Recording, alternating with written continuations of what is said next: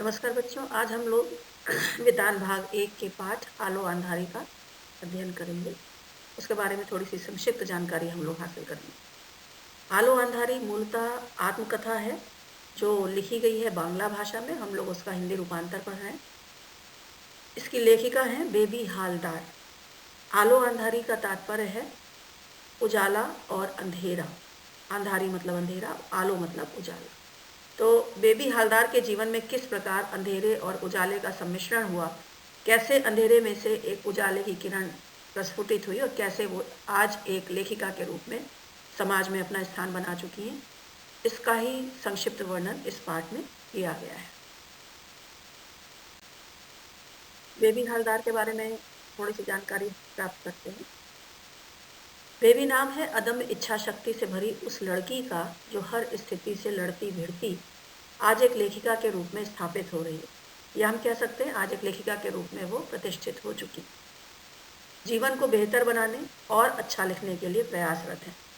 वो अभी भी लेखन का कार्य कर रही हैं और दिन पर दिन उनकी लेखनी के माध्यम से उनका जीवन और अधिक अच्छाई की ओर, परिपूर्णता की ओर बढ़ रहा है। वर्ष 2002 में पहली बार वह तब सुर्खियों में आई थी जब उनकी आत्मकथा आलो अंधारी, जो कि मूलतः बांग्ला भाषा में लिखी गई है, उसका हिंदी अनुवाद आया। दूसरों के घरों में झाड़ू पोछा लगाने वाली एक नौकरानी का लेखक बन जाना किसी फिल्म की तरह कपोल कल्पित कहानी लगती है। यानी कोई विश्वास ही नहीं कर सकता कि जो लड़की दूसरों के घरों में झाड़ू पोछे जैसा काम करती है वो इतनी अच्छी लेखिका भी हो सकती है। लेकिन यह चमत्कार सचमुच हुआ है और बेबी हालदार अब बाकायदा एक जानी मानी लेखिका हैं और उनको उस रूप में अब सारा संसार, आप कह सकते हैं, या भारतवर्ष तो पूरा उनको अच्छी तरह से जानता ही है। और उनका लेखन इसलिए भी सुर्खियां बटोर रहा है क्योंकि परिस्थितियां भले ही अनुकूल नहीं थी, उसके बाद भी उन्होंने एक रास्ता निकाला और जो उनकी अपनी प्रतिभा थी उस प्रतिभा को उन्होंने एक अंजाम दिया। बेबी हालदार ने स्वयं अपने लेखन से संबंधित बातों को उजागर करते हुए लिखा है, मैंने हर रोज काम खत्म करने के बाद देर रात गए तक अपने बारे में लिखना शुरू किया। आप बीती लिखना दुखों का सामना फिर करने की तरह था। पन्नों पर अपने बारे में लिखना ऐसा लगता था जैसे फिर से उन्हीं दुखों से सामना हो रहा हो। निश्चित तौर पर जो वो जीवन बिता चुकी थी उसके बारे में सोचना भी उनके लिए दुखदायी था, लेकिन जब लेखन करने बैठी तो उन बातों का याद करना और उन बातों को अंकित करना, दोनों ही चीज़ें आवश्यक थी। ऐसे में कई बार उनको ऐसा लगता था जैसे वो सारी चीज़ें पुनर्जीवित हो रही और वो उनके लिए कष्टकारी था, लेकिन फिर भी उन्होंने लिखना जारी रखा और अंततः ये पुस्तक बाजार में आ पाई। बेबी हालदार से जब पूछा गया कि आपकी कहानी लोगों को इतनी अधिक पसंद आ रही है, इसके पीछे क्या कारण, उन्होंने लिखा कि मेरी अपनी कहानी लोगों को क्यों इतनी पसंद आई। उत्तर देते हुए उन्होंने बोला, हर रोज कई चिट्ठियां आती हैं अंधेरे और उजाले की। मेरी इस कहानी का कोई नाट्य रूपांतरण करना चाहता है, कोई किसी और भाषा में अनुवाद, तो कोई इस पर फिल्म बनाना चाहता है। पत्र पत्रिकाओं और टीवी चैनलों में इस पर चर्चा हो रही है। उन्होंने स्वयं ये बात स्वीकारी कि उनकी कहानी लोगों को बहुत पसंद आ रही है और सभी अपनी अपनी तरह से इस पर अपनी विधा में काम करना चाहते हैं। और आपको मालूम होगा कि 24 भाषाओं में इसका अनुवाद भी हो चुका है। आधुनिक साहित्य में बेबी हालदार और उनकी ये पुस्तक दोनों ही बहुत चर्चा का विषय हैं। पहली बार में ये सुनकर यकीन करना बहुत मुश्किल होता है कि दूसरों के घर में झाड़ू पोछा करने वाली लड़की एक लेखिका भी बन सकती है, मगर बेबी हालदार ने इसे हकीकत में बदल दिया। उनकी पहली किताब आलो अंधारी को जबरदस्त सफलता मिली। हालांकि आज भी बेबी का ठिकाना वही है, प्रोफेसर प्रबोध कुमार के घर, DLF सिटी, गुड़गांव में। प्रोफेसर प्रबोध कुमार को वो प्यार से तातुश कहती है और कहा जाए तो तातुश के कारण ही शायद उनके जीवन में इतना बड़ा बदलाव आ सका है, क्योंकि तातुश ने उनकी पढ़ने की ललक को पहचाना, उनके अंदर की जो छिपी हुई प्रतिभा थी उसको जाना और उसको बढ़ने का, उभारने का पर्याप्त अवसर दिया और उनको पूरा पूरा सहयोग किया। तो निश्चित तौर पर उनका आज भी उनका ठिकाना वही है और उन्हीं के घर में वो आज भी रह रही हैं। झाड़ू पोछे से लेखिका बनने का सफर। बेबी हलदार की पहली किताब आलो अंधारी 2-3 साल पहले, पिछले साल नहीं, अभी इसको आए हुए कई साल हो गए, हिंदी में प्रकाशित हुई और अब तक उसके कई संस्करण छप चुके हैं। हाल ही में इसका बांग्ला संस्करण प्रकाशित हुआ है और इसका विमोचन सुपरिचित लेखिका तस्लीमा नसरीन ने किया है। तस्लीमा नसरीन पश्चिमी बंगाल की, बांग्लादेश की एक जानी मानी लेखिका है और इनके लेखन की सबसे बड़ी प्रशंसा की बात यह है कि इन्होंने नारी विमर्श को अपने लेखन में विशेष स्थान दिया है। कई बार उनके लेखन के लिए लोगों ने उन पर टिप्पणियां भी की हैं, कई बार उनको कई सारी परेशानियों का सामना करना पड़ा है, लेकिन उन्होंने अपनी लेखनी के माध्यम से जो सच्चाई है उसको उजागर करने में कभी भी कोई कसर नहीं छोड़ी है। तो लेखिका तस्लीमा नसरीन जी ने उनकी पत्रिका का, उनकी पुस्तक का विमोचन किया। ये भी अपने आप में एक महत्वपूर्ण बात है। आलो अंधारी छपने के बाद तो अड़ोस पड़ोस में काम करने वाली दूसरी नौकरानियों को भी लगने लगा है कि ये उनकी ही कहानी है, क्योंकि लगभग इस तरह की कहानी जितनी भी घरेलू काम करने वाली महिलाएं हैं सबके जीवन से जुड़ी हुई हैं। सबके साथ जीवन में इस तरह की विसंगतियां आती रहती हैं और वो इस तरह की परेशानियां झेलती हैं। कुछ होती हैं जो अपने लिए कुछ एक कदम उठा पाती हैं और अपनी एक अलग ज़िंदगी बनाने की सोच पाती हैं, लेकिन अधिकतर लड़कियां, अधिकतर स्त्रियां उसी तरह की ज़िंदगी जीते हुए अपने आप को धीरे धीरे समाप्त कर लेती हैं। बेबी हालदार अपने को काजेर में काम करने वाली कहती है। वो कहती है, मैं तो काम करने वाली लड़की हूँ, मैं लेखिका नहीं हूँ, मैं तो काम करने वाली हूँ। लेखन मेरा शौक था, मैंने लिखा, कोशिश की, लेकिन वास्तव में मूल रूप से वो अपने आप को एक काम करने वाली महिला के रूप में ही बताती हैं। बेबी हालदार ने अपनी जो ज़िंदगी थी उसके बारे में लिखा कि माँ की अनुपस्थिति ने मन में पहाड़ जैसा दुख भर दिया था। यानी उनकी माँ जो थी, वास्तव में जो उनकी माँ थी, वो उनके साथ नहीं थी। इसके कारण उनका मन जो था हमेशा ही दुखी रहता था। पिता सेना में थे, लेकिन घर से उनका सरोकार कम ही था। सेना की नौकरी से रिटायर होने के बाद पिता बिना किसी को कुछ बताए कई कई दिनों के लिए कहीं चले जाते। लौटते तो हर रोज़ घर में कलह होता। यानी पिता जो थे वो घर से बहुत मतलब नहीं रखते थे और वो हमेशा ही मतलब कहीं ना कहीं कुछ कुछ दिन के लिए चले जाते थे और बताते भी नहीं थे कि कहाँ जा रहे हैं, कब तक आएंगे। और जब वो वापस आते तो मानी हुई बात है, घर में बहुत सारी स्थितियाँ बदली हुई होती थी और फिर उसको लेकर के घर में कलह होता था। एक दिन पिता कहीं गए और उसके कुछ दिन बाद माँ मन में दुख और गोद में मेरे छोटे भाई को लेकर यह कहकर चली गई कि बाजार जा रही हैं। इसके बाद माँ घर नहीं लौटी। अब आप उस स्थिति आप उस स्थिति की कल्पना कर सकते हैं कि घर में यही रह गई। पिता जो थे पहले ही उनको घर से मतलब नहीं था, माँ भी छोटे भाई को लेकर के चली गई। अब घर की पूरी जिम्मेदारी कहीं ना कहीं इनके सिर पे ही आ गई। इधर पिता ने एक के बाद एक 3 शादियां की। इस दौरान मैं अर्थात बेबी हालदार कभी अपनी नई माँ के साथ रहती, कभी अपनी बड़ी बहन के ससुराल में और कभी अपनी बुआ के घर।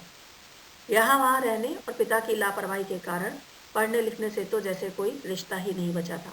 अब एक स्थान पर उनका रहना ही संभव नहीं था, तो मानी बात है उनकी पढ़ाई भी संभव नहीं हो सकी और उनकी पढ़ाई की ओर उनके पिता का वैसे भी कोई विशेष ध्यान था भी नहीं। अब कहानी थोड़ा सा आगे बढ़ते हैं आलो अंधारी की लेखिका के बारे में। विवाह हुआ और विवाह के साथ ही साथ जैसे दुख का भी आगमन शुरू हो गया। शादी और दुख। 7वीं तक की पढ़ाई करते करते 13 वर्ष की उम्र में मेरी शादी मुझसे लगभग दुगनी उम्र के एक युवक से कर दी गई। ये स्वयं उन्होंने अपने बारे में लिखा है। 13 वर्ष की वो थी और लगभग उनसे दुगने थे उनके पति, अर्थात 26-27 वर्ष के। पति द्वारा अकारण मारपीट लगभग हर रोज़ की बात थी। जैसा कि अधिकतर आपने देखा होगा, जो अशिक्षित वर्ग है या जो इस तरह का मजदूरी करने वाला वर्ग है, वो कई बार छोटी छोटी बातों पे जो उनके मन की कुंठा होती है, जो निराशा होती है, उसको इसी प्रकार से मारपीट करके कहीं ना कहीं व्यक्त करते हैं। तो इनके पति जो थे वो भी बिना किसी बात के या कोई ना कोई बात ढूंढ करके इनसे कलह करते थे और कलह के साथ साथ इनको मारा भी करते थे।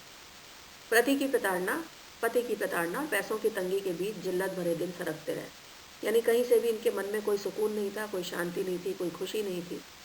पैसे की भी कमी थी, आर्थिक रूप से बहुत अधिक सशक्त थे नहीं ये लोग, और साथ ही पति के अत्याचार भी बढ़ते जा रहे थे।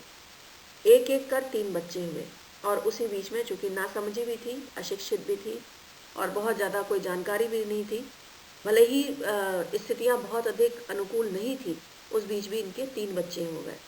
उसी क्रम में 2 जून की रोटी की मशक्क़त के बीच पति का अत्याचार बढ़ता गया। और हुआ क्या, कि एक तरफ तो परेशानी थी कि किसी तरह से 2 समय का खाना इकट्ठा हो जाए, सभी लोग पेट भर के भोजन प्राप्त कर पाएँ, और दूसरी तरफ पति की जो स्थिति थी वो और अधिक बिगड़ती गई। वो उसका जो अत्याचार था वो दिन पर दिन और बढ़ता जा रहा था। अंततः एक दिन अपने बच्चों को लेकर घर से निकल गई। अब ये जो कदम है, ये कदम हर महिला नहीं उठा पाती, और शायद इसी प्रकार जिल्लत भरी ज़िंदगी जो है वो जीती रहती है। लेकिन यहाँ पर बेबी हालदार ने थोड़ा-सा एक कठोर कदम उठाया और अपने बच्चों को लेकर के अपने पति का घर छोड़ दिया।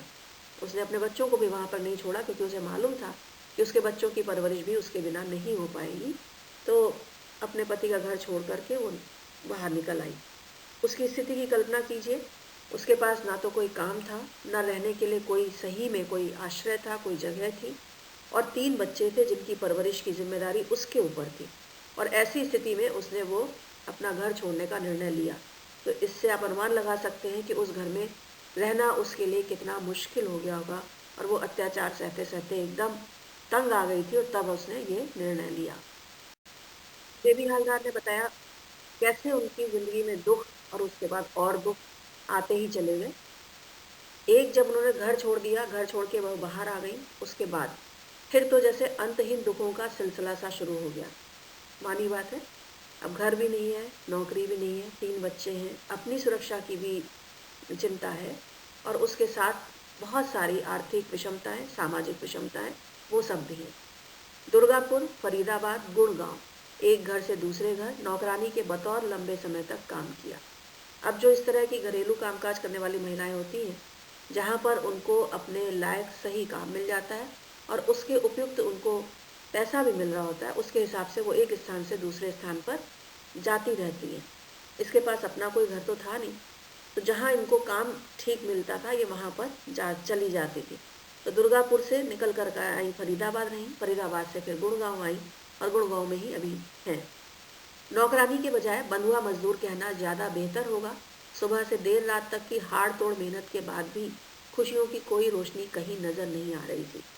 अब उन्होंने स्वयं अपने लिए कहा कि इस तरह के जो घरेलू नौकरानी का जीवन वो बिता रही थी, उन्होंने कहा कि उसको बंधुआ मजदूर कहना चाहिए। बंधुआ मजदूर यानी जो बंधक होता है, जिसको आप कह सकते हैं कि उतना पैसा दे करके उतने समय के लिए पूरी तरह खरीद लिया जाता है। यानी वो सुबह से लेकर के देर रात तक बहुत ज़्यादा मेहनत करती थी, सारे दिन घर का काम करती थी, जितना भी जो भी काम जिस तरह का काम बताया जाता था, सारे दिन काम करती थी। उसके बाद भी उनके जीवन में खुशी नहीं थी, क्योंकि ना तो उनको पर्याप्त आमदनी हो रही थी, और ना ही वो अपने बच्चों की परवरिश और अपनी स्थिति को लेकर के किसी तरह से निश्चिंत हो पाई थी। अब वो किस तरह से लेखिका की ओर, लेखिका बनने की दिशा में प्रवृत्त हुई, इसके बारे में जानते हैं। किताबों की दुनिया के आसपास बेहद प्रेरणादायक और संघर्षपूर्ण कहानी है।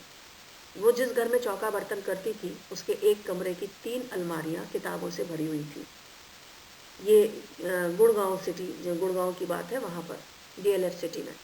उनमें बांग्ला की भी बहुत सी किताबें थी, क्योंकि बेबी ने भी बांग्ला में ही अध्ययन किया हुआ था। उन्हें देखकर बेबी के मन में बात उठती कि इन्हें कौन पढ़ता होगा। कभी कभी वह 1-2 किताब खोलकर देख भी लेती, क्योंकि बहुत सारी किताबें थी और कहीं ना कहीं उनके मन में पढ़ने की ललक थी। परिस्थितियों के कारण वो पढ़ाई नहीं कर पाई थी। तो जब वो किताबें देखती थी तो कहीं उनके मन में प्रश्न उठता था कि आखिर इतनी सारी किताबें कौन पढ़ता होगा, और शायद उनके मन में उसको पढ़ने की इच्छा भी हुई होगी। डस्टिंग करते हुए एक घरेलू नौकरानी से लेखिका बनने का सफर। एक दिन डस्टिंग करते समय वह कोई किताब उलट पलट रही थी, तभी गृह स्वामी प्रबोध कुमार जी आ गए। उन्होंने उसे किताबें उलटते पलटते देखा, लेकिन कहा कुछ नहीं। अगले दिन वह चाय लेकर आई तो प्रबोध कुमार ने पूछा, तुम कुछ लिखना पढ़ना जानती हो? बेबी ऊपरी हंसी हंसकर जाने लगी, तो उन्होंने फिर पूछा, क्या बिल्कुल भी नहीं जानती? संकेत क्या है कि प्रबोध कुमार जी को ये बात समझ में आ गई कि इसका पढ़ने में कहीं ना कहीं मन है, इसकी रुचि है। तो वे जानना चाहते थे कि क्या वो वास्तव में कुछ पढ़ना लिखना जानती है। गृह स्वामी प्रबोध कुमार जी के बारे में जैसे जिक्र हुआ, उनको बेबी हालदार तातुश कहकर संबोधित करती हैं, और प्रबोध कुमार जी स्वयं भी साहित्य जगत से जुड़े हुए हैं। बेबी ने सोचा, झूठ क्यों कहूँ कि एकदम नहीं जानती। वह बोली, छठी तक। अगले दिन बेबी आई तो प्रबोध कुमार ने पूछा, बेबी तुमने स्कूल में जो किताबें पढ़ी, उनमें किन लेखकों और कवियों को पढ़ा, कुछ याद है? बेबी ने झट से कहा, हाँ कई तो हैं, जैसे रविन्द्रनाथ ठाकुर, काजी नजरुल इस्लाम, शरद चंद्र, सत्येंद्र नाथ दत्त, सुकुमार राय। ये सारे ही बांग्ला साहित्य के उत्कृष्ट लेखक हैं और कवि भी हैं। प्रबोध कुमार प्रेमचंद जी के नाती हैं, खुद एक जाने माने लेखक हैं। नजरुल उनके प्रिय कवि हैं। नजरुल का नाम सुनकर उनके चेहरे पर चमक आ गई, यानी उन्हें महसूस हुआ कि अगर बेबी को काजी नजरुल इस्लाम और शरद चंद्र, सत्येंद्र नाथ और रविन्द्रनाथ, सुकुमार राय आदि के नाम पता है, इसका मतलब इसने जो भी पढ़ा है वो ढंग से पढ़ा है और इसको उस दिशा में काफ़ी कुछ जानकारी है, या उसकी रुचि तो अवश्य ही है। और इससे उनके चेहरे पर चमक इसलिए आई क्योंकि उनको लगा कि कोई है जो पढ़ने में रुचि रखता है, और उनको लगा कि शायद वो इसकी कुछ सहायता भी कर पाएंगे। शायद उन्होंने इस समय ही मनी मनी निश्चय कर लिया था कि वो इसके पढ़ने की जो इच्छा है उस इच्छा को अवश्य पूरा करेंगे। अंत में बेबी हालदार स्वयं लिखती है कि अब मेरी बेटी बड़े गर्व के साथ मेरा परिचय देती है, my mother is a writer. अर्थात अब उसे ये नहीं कहना पड़ता कि मेरी माँ एक घरेलू नौकरानी है, बल्कि अब वो इस बात का गर्व महसूस करती है कि उसकी माँ घरेलू नौकरानी होने के साथ साथ एक राइटर भी है और एक लेखिका के रूप में वो अपनी पहचान बना चुकी है। इस तरह से उसका बेबी हालदार के जीवन में आप देख रहे हैं कि कितनी कठिनाइयों के दौर से निकल करके वो अंत में एक सफल लेखिका के रूप में समाज के सामने प्रतिष्ठित हुई। आप जब ये पूरा पाठ पढ़ेंगे तो उसमें आप देखेंगे इसमें बहुत सी सामाजिक समस्याओं को भी यहाँ पर रखा गया है, जैसे बाल श्रम की समस्या है, क्योंकि बेबी का जो बड़ा बेटा है वो किसी और घर में काम कर रहा है, बेबी उससे बहुत समय तक मिल नहीं पाती। बाद में तातुश के सहयोग से बाद में वो अपने बेटे से मिलती भी है और उसके लिए एक अच्छा रास्ता भी तय होता है। इसी प्रकार दूसरा, जैसा पहले ही बताया कि घरेलू जो नौकर हैं उनके साथ एक तो मेहनत की समस्या है कि दिन रात मेहनत करते हैं, उसके बाद भी उनकी मेहनत के अनुरूप उनको मेहनताना नहीं प्राप्त होता। और सबसे बड़ी बात जो एक दिक्कत है वो ये है कि ये अगर घर में किसी के यहाँ, मान लीजिए किसी के यहाँ कहीं कुछ चोरी हो जाए तो सबसे पहले घरेलू नौकर पे ही शक किया जाता है, यानी उसको सब कुछ करने के बाद भी उसे वो सम्मान या वो विश्वास नहीं प्राप्त होता।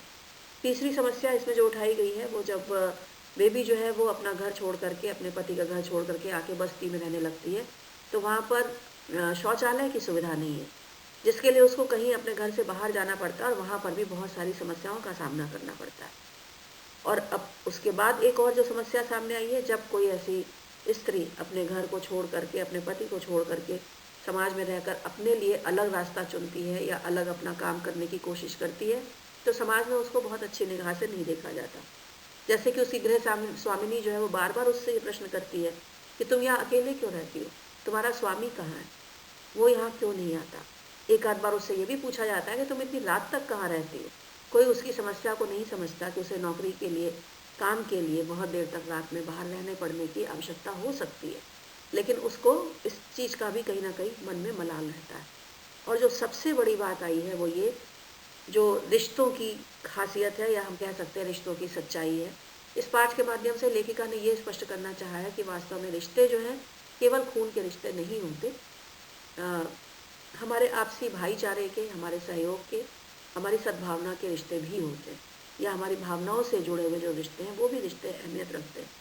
जैसे कि जब ये बस्ती में आकर रहने लगती है तो एक दिन नगर पालिका के द्वारा किनारे जो इतनी झुग्गी झोपड़ी होती है सबको तोड़ दिया जाता है, ये काम पे होती है और इसके घर का सारा सामान पड़ा होता है और इसके भाई बंधु जो हैं वो उसके घर से थोड़े दूर पे ही रहते हैं, लेकिन कोई भी इसका हाल लेने के लिए नहीं आता। और एक ड्राइवर है जो आकर के इसके और इसके बच्चों के साथ पूरी रात फुटपाथ पर बैठता है। तो एक ये कि मतलब जब आपका बुरा वक्त होता है, व्यक्ति का बुरा वक्त होता है, तो कई बार उसके अपने सगे संबंधी भी उसका साथ नहीं देते। और दूसरी तरफ तातुश जो प्रबोध कुमार जी के लिए संबोधित है, तातुश जो है उसके रिश्ते में कोई नहीं है, लेकिन वो उसको रहने की जगह देते हैं, उसके बच्चों की पढ़ाई की, उसके बच्चों के पोषण की, सबकी व्यवस्था करते हैं। और सबसे बड़ी बात, एक लेखिका के रूप में उभर कर उसको सामने आने के लिए सबसे बड़ा सहयोग जो प्रदान करते हैं वो तातुश ही देते हैं। और तातुश के कारण ही आज वो एक सफल लेखिका हैं और उनकी ज़िंदगी पूरी तरह से परिवर्तित हो चुकी है। आज के लिए हम लोग इतना ही पढ़ेंगे और एक बार पुनः आपको याद दिला दें कि एक बार आपको पुनः याद दिला दें, मूलतः ये पुस्तक बांग्ला भाषा में लिखी गई है और इस किताब का अब तक हिंदी सहित 24 भाषाओं में अनुवाद हो चुका है। आज के लिए इतना ही। आप सभी का दिन मंगलमय हो। सभी के कल्याण की कामना के साथ आप सभी को बहुत बहुत धन्यवाद।